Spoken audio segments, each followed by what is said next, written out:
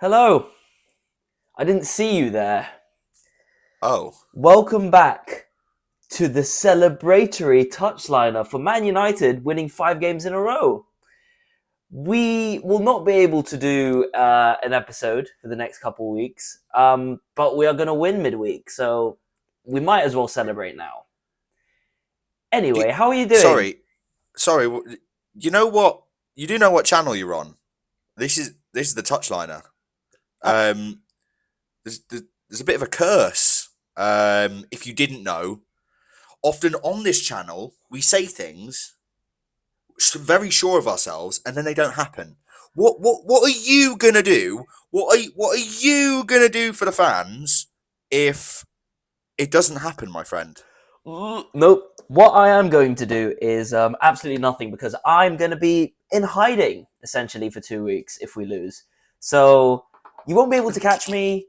No one will be able to contact me. So yes, I'm just going to celebrate now. Hold that. But anyway, how are you doing today, sir? How's life? It's not bad. It's not Yeah, bad, my friend. yeah, yeah, It's yeah. it's okay. It could be. You know what? It is bad. Actually, I'll be completely honest. It's It's bad. terrible. It's horrible. As a Okay. as a fan of this club, it's not great. I'm not going to lie to you. If you're a fan of this club, I am with you. I'm there in spirit. Understand that you're not going through this by yourself. You have Uncle Daddy Ben here to help you. Okay. Oh. What are we talking about first?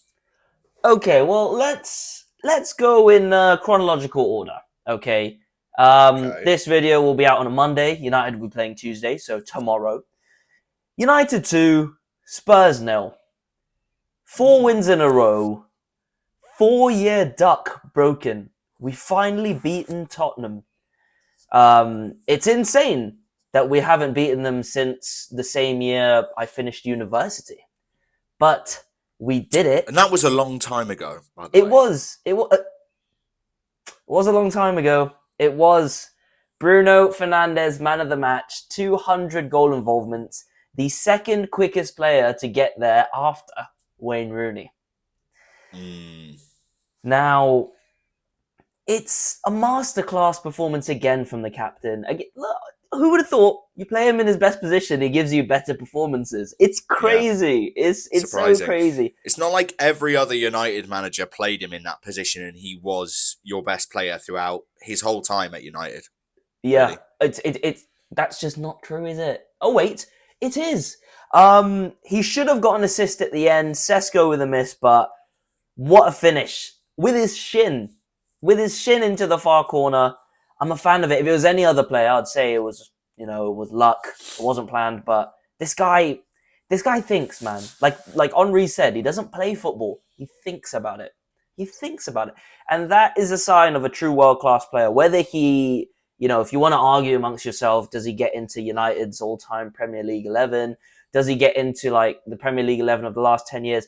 You can go scream at the brick wall, mate, because he is the best 10 in the Premier League era, probably after De Bruyne. I mean, I was sorry, gonna say, like, the only not the one who can chat to him is yeah, De Bruyne. Really, yeah, there's yeah, no other, even just like eight who's done that much for their club. Like I know yeah, De Bruyne, it was 8 and 10, yeah. but like Bruno can just play both of those positions and still be your best player any given season. I genuinely, I don't want to sound like an Arsenal fan, but if we do win a league title, and we show a bit of dominance with him while he's still at his prime, I will be saying crazy things. But the thing is, I will be entitled to because he's a very good player. I'm not Yeah, talking about like I don't know Saka this isn't getting Martin billion Odegaard. goals. Yeah, there's not Odegaard. There's an Let's be actual good honest. player. We'll see though. We'll see. I'm getting a bit ahead of myself. Good set piece goal from Mbumo to open the Hmm. scoring. But obviously, the whole game hinged on one decision. Christian Romero, El Capitano of Tottenham Hotspur, complaining about the board taking to social media earlier this week, and he gets sent off his fourth red card of the season, which means now he's suspended for 4 games Yeah, when Tottenham need him most. He's one of their best players. Firstly, do you think it was a red?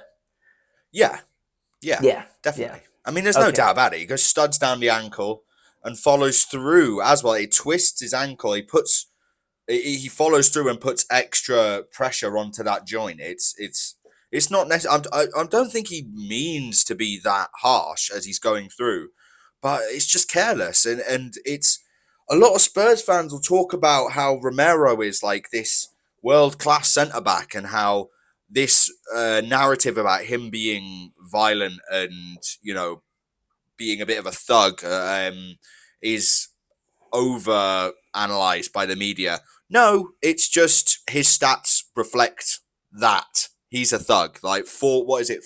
3 red cards this season. That's a fourth, yeah. That's the That's his fourth there. fourth. Sorry, Yeah. that's ridiculous, and that just shows that you've really not got much else in the locker. Like, yeah, he scored like a really slow and shit bicycle quick against Newcastle, but like, it's not like he pulls that out every week. Like, he'll score a header now and then, but he's just a decent centre back he's a bit like Pepe. Like, he just goes through people, doesn't he? Yeah. Yeah. I mean, he's all right when he's got his head screwed on, but he's 27. He's an experienced player. He's won the World Cup, and he's still making these careless tackles, these careless You decisions. can tell that his head's out the door, I think. Yeah. He's definitely gone at the I end mean, of the season. he said he loves Spurs and the fans. I mean, I don't doubt that he loves the fans, but to call out the board and to make that much of a deal about it in public, about your issues at the club, about the performance of the club and the decisions of the board, surely there's a chance that he goes in the summer. I mean, Yeah. you don't see Every chance. you don't see these situations ending well in many situations. But Tottenham now dropped to 15th. Mm-hmm. Michael Carrick, 4 games, 4 wins, unbeaten as United's interim in 2021, in now 2026. We controlled the game. We could have had 3 or 4. I was a bit nervous. I mean, at 1-0, I was thinking it just takes one attack. But we saw it out. And we kept a clean sheet. So from this run of City, Arsenal, Fulham, and then Spurs, if you told me I would have got 2 clean sheets out of that back at the beginning before we played, I would have bitten your hand off because I would not have believed you. And the fact that we've won all 4 as well, I would not have seen it coming even in the most optimistic of mindsets at the beginning of the season. But we've done it. I don't know how long this is going to last for, but it's not like we're doing anything ridiculous. We're just keeping the ball. We are not being stupid. We are covering each other defensively, and we are attacking with purpose and imagination. It's simple. It's the fundamentals of football, and everyone seems to forget it. I genuinely think we right now are playing the best brand of football in the league because we're playing good football and we're winning games. I don't think anyone plays better football than us. Over the last month, I don't think anyone comes close. And over the last month, yeah, over the last month of this very long season, nobody's playing. But yeah, because you've had like 60% of your wins this season. Well, no, 30. How many wins have you got? 9. We got 12, so it's a third of our wins. Okay, but I still think these players have the potential to maintain this. Now we're seeing it. We were gaslit by Ruben Amorim into thinking that this squad is the worst in Premier League history, that, this is so awful, we're so shit, these players are not capable of... Mate, we're 4th! We're 3 points You off knew you third. had players at the beginning. No one was going to tell you that Mbuemo and Cunha and Sesko were like the worst front 3 in the league, though. Like, Yeah. No manager could tell me that's the case. It's like Pep saying he needs more money. You just don't. Like, No. just don't, mate. Not these signings. I'm talking about when he was, even last season, when he was speaking about when he would start Casemiro and Ugarte, when he would play Maguire in defense, or even De Ligt, basically our defense hasn't changed. Most of these players, apart from the ones you mentioned, we had last year, and he convinced us all that this is the worst team in Man United's history. It's just not, because Ugarte comes on. I'm not saying he's good, but he comes on, and he's an average footballer. Like, he plays, he doesn't lose the ball, he doesn't fall over, he doesn't make any stupid tackles. It turns out if you give him instructions to just be tidy, keep the ball, pass it to someone better than you, he can do that. And I've seen him do it now for 4 games off the bench. Casemiro's had a resurgence, which we spoke about last week. Mainu, do I even need to speak about Mainu? This guy, Amorim, you have blood on your hands, and every week we will remember the crimes you have committed. Because how did you bench him? How did you say there's not a place in the squad for this youth player, an academy player, one of the most talented academy players, young English players in the country? How have you done that? He's so good on the ball. He's so press resistant.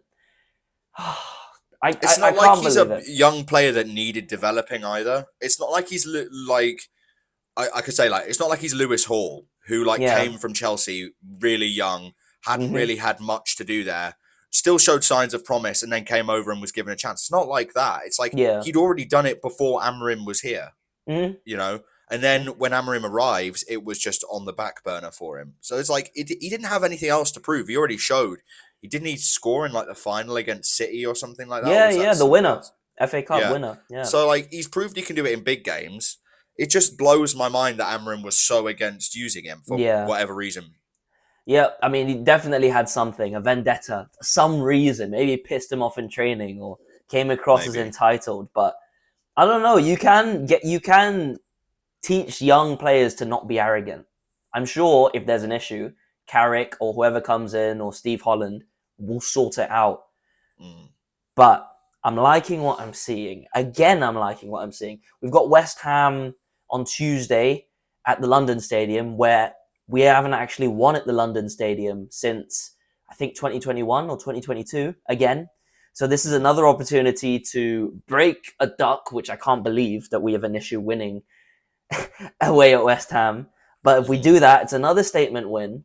It will be hopefully against 11 men, because a lot of questions have come up about, oh, you only beat Tottenham with 10 men.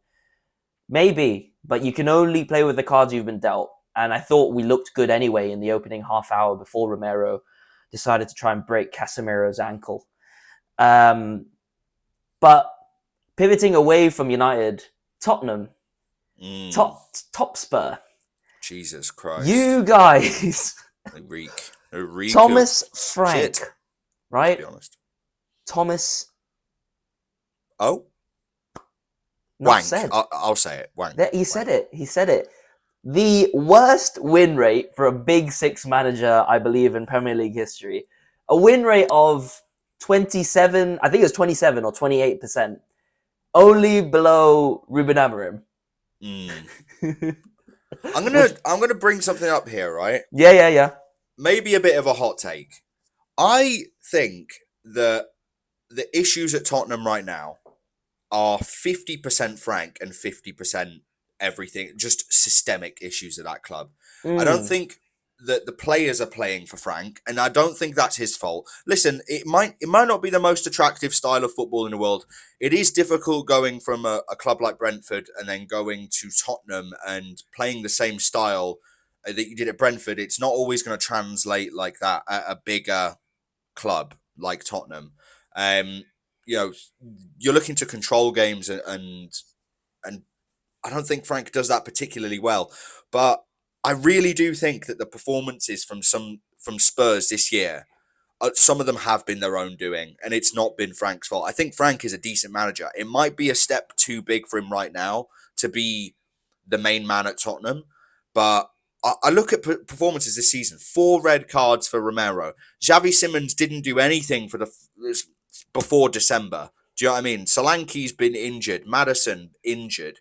Like it's not all, you know, just on Frank. And I think that last year Tottenham finished 17th, right? Or was it 16th? They came 17th, yeah. Like it shows that it's not just Frank, right? It shows that it's not just Ange, okay? It's very much that your club and the players at your club are really not fighting for the badge right now. It doesn't feel like that. And I feel like when you've got Van de Ven and you've got Romero going at the fans and the away fans and arguing with them, that makes it a lot worse, and it brings down the mental at the club. And I think I feel bad for Frank because I think he's really been thrown into a situation where he was never going to be able to do well. Like he was never going to have the same success he did at Brentford, playing that same style of football. He has a lot of injuries. I mean, like, some of Tottenham's best players have gone from last season. Maddison gone, Kulusevski gone, Brendan Rodgers, sorry, Brendan Johnson gone. That was their top scorer. Kane gone. You know what I mean? Like, this is not the Tottenham of old. We are watching a very new and very rubbish Tottenham side. And I think that expectations about, oh, we're in a relegation fight. Oh, Frank should have been sacked in November. You have to give a manager time to work, I think. I think you cannot hire a manager and sack him before he's had one season. I think you're just shooting yourself in the foot doing that. So Spurs fans saying that, it pisses me off a little bit because it just makes me think you really haven't struggled that much. But they've got good players in there. And I'm sure, they say they're in a relegation battle. Technically they are, but I don't think come 10 games left, 5 games left, they're going to be near getting relegated, I don't think. Well, right now they are undergoing an injury crisis, like you said. Yeah. All of their creative players are out. So they've started playing this very pragmatic style where they're just playing all these holding midfielders, trying to make it scrappy. And who knows what they would have done against us with 11 men. But it's Thomas Frank's prerogative to play that way. So I get that side of it, that he wants to be more damage limitation. And then maybe he's being more reactive instead of proactive. Like the City game, they went 2 down and then they came to life in the second half because they realized City took their foot off the gas.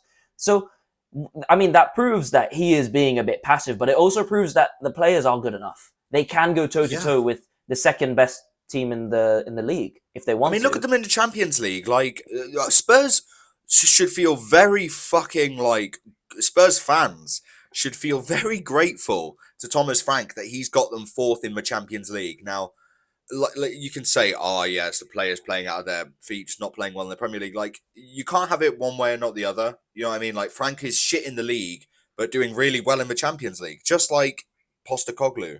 Do you know what I mean? Just like Postecoglou in the Europa League. Like, he was told, you need to win a trophy.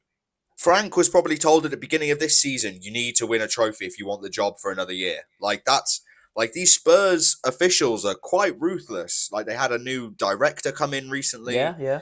Like, everything's changing at the club. I think you just need to have, like, a little bit more patience with Frank, in my opinion. Like, I don't know if I'd take Frank at Newcastle, but, like, I wouldn't spit and reject the idea. Do you know what I mean? I don't think he's that bad. Yeah, I like you said, I don't think it's all on him, but a few of his decisions, a lot of what he's choosing to do with his players, can come under scrutiny. I mean, I don't think this weekend was. That was Christian Romero, a stupid decision, and then you're throwing his team under the bus. Yeah, a captain a captain as well, and you're going to the most informed club in the league right now. What do you think is going to happen after that? But yeah, I don't think he should be sacked, but it's one of those where they are not going to win the Champions League. Let's just say that right now.